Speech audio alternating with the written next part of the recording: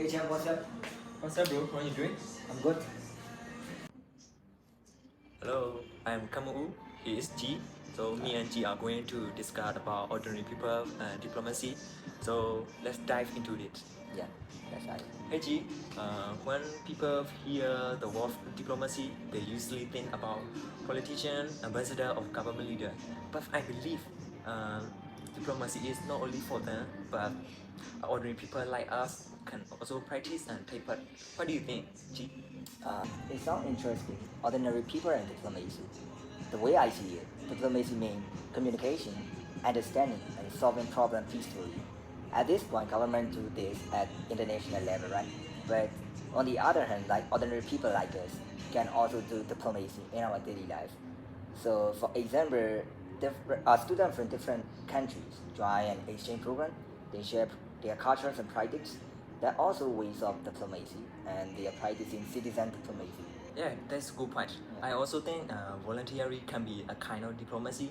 When I volunteer in one of the migrant school in Mesot, I meet a lot of people from different language, culture, and tradition. I learn from them, and they also learn from me. This can create friendship and trust between community. Isn't that kind of diplomacy? Yeah, exactly. It may not look as big as like international negotiations or signing peace treaty at big conferences, but it's still important, right? So sometimes small change can make a bit different. So for example, so exchange student from different other country like study at your country in your country. At the time you welcome and treat them kindly and warmly. So when they go back to your country, to their country, so they will share and talk about how we treat them very well. So at the time, like it can create and promote a positive image or reputation, not only for us but also for our country. So this is also a kind of soft diplomacy. That's right. And so another example is when two local community have a disagreement. So maybe about the religion, culture, or land. Ordinary people can also use dialogue, listening, respect to solve the problem. There is a kind of community diplomacy. It is just as valuable as international diplomacy. And I think so too. Like if we look at back to history, so like a lot of peace movement were started and led by ordinary people, like just like teachers, students, and local leaders, like who prefer like peaceful negotiations rather than fighting, right?